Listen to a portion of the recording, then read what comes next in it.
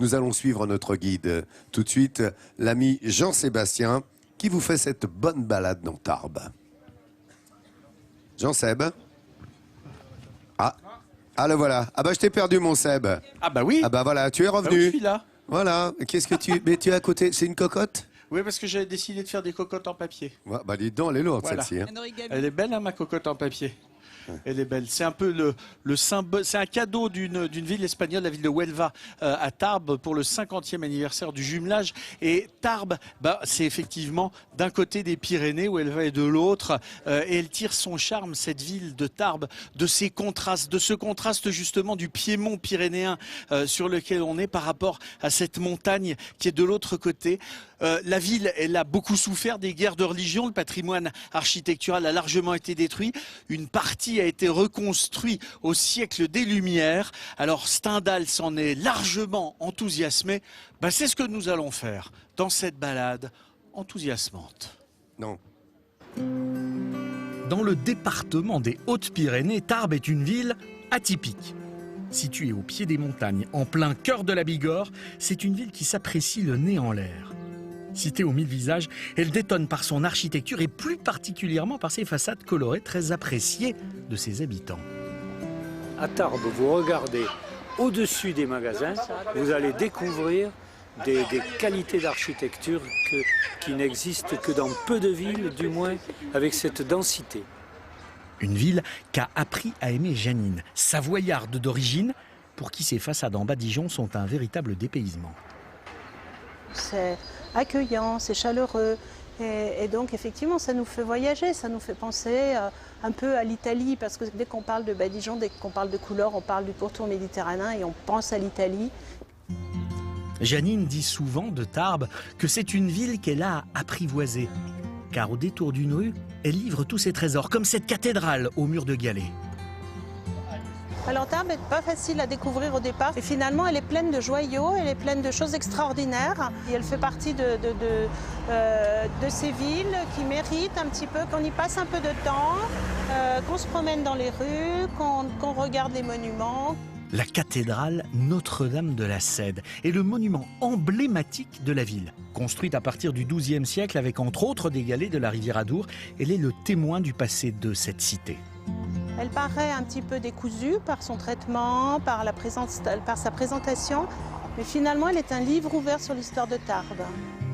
L'intérieur de la cathédrale est une avalanche de richesses ornementales, de boiseries précieuses. Ici, chaque parcelle de mur recèle des trésors.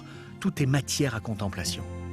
C'est une toute petite cathédrale un peu confidentielle et surtout elle est extrêmement décorée. Partout où on pose les yeux, on a des choses remarquables, c'est-à-dire un travail, une application, un savoir-faire, un soin dans tous les éléments de la décoration. Rue de la Victoire, une maison attire l'œil des touristes. Derrière ces murs en badigeon jaune a vécu un personnage illustre de l'histoire de l'armée française. C'est une maison qui fait un peu la fierté des Tarbais parce que c'est une maison où habitait le maréchal Foch. Le maréchal Foch est né dans cette maison. La maison, bien évidemment, a été construite antérieurement, mais il est né ici, il a vécu son enfance, et puis il est devenu le personnage illustre que l'on connaît. Nous voilà au jardin Massé, havre de paix au milieu de la ville. Janine retrouve Philippe, qui exerce un métier pas comme les autres. Cocher à l'ancienne. Il a beau avoir fait le tour du monde, c'est Tarbes, sa ville de cœur, et aujourd'hui, il l'a fait découvrir à cheval.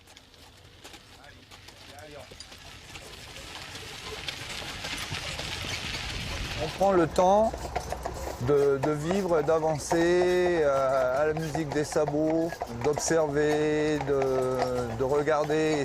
On a de très jolies maisons, de très jolies façades tous les jours. C'est un bonheur permanent.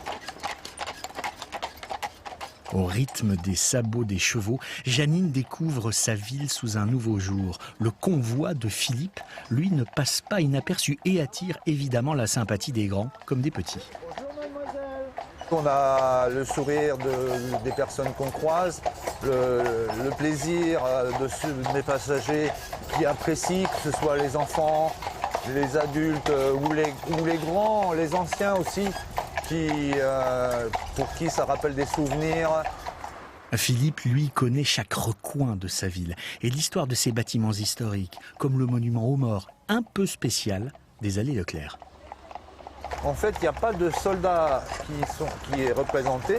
Il y a un résistant, il y a l'Alsace et la Lorraine qui sont représentés, puisque c'est un monument qui date de la guerre de 1870.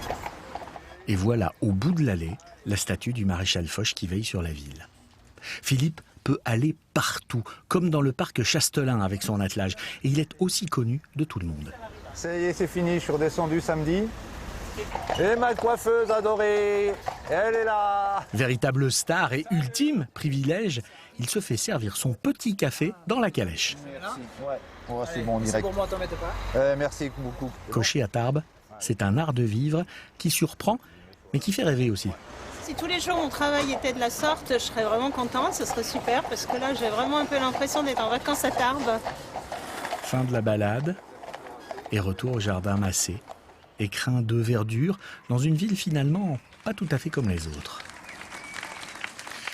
Alors, il y a une légende sur la création de cette ville de Tarbes. Ce serait la reine d'Éthiopie, Tarbis, qui aurait offert son amour à Moïse. Celui-ci l'a refusé, alors elle était tellement déçue qu'elle est partie en pérégrination loin, loin, loin. Elle est arrivée ici et Tarbis aurait créé Tarbes. Sa sœur, elle, aurait créé Lourdes, juste à côté. Je ne sais pas si Philippe raconte cette histoire aux passagers qui l'emportent dans cette calèche dans laquelle je suis. En attendant, depuis plus de 10 ans aujourd'hui, après avoir parcouru, on l'a vu dans le reportage, le monde entier, Philippe sillonne Tarbes en racontant des histoires sur sa ville d'adoption, en la faisant découvrir à tous ceux qui l'emportent dans cette calèche avec ses deux magnifiques chevaux. Il y a Kadri, il y a Galion qui sont ses deux compagnons et c'est un véritable bonheur. Il a notamment une spécialité, Philippe, c'est de vous emmener dans une calèche spécialement conçue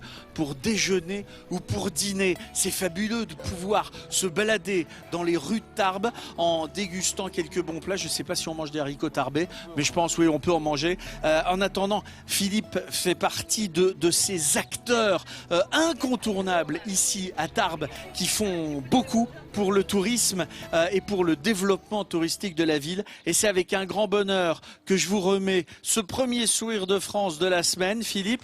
Je le donne aussi à Kadri et à Galion qui sont vos deux fidèles compagnons.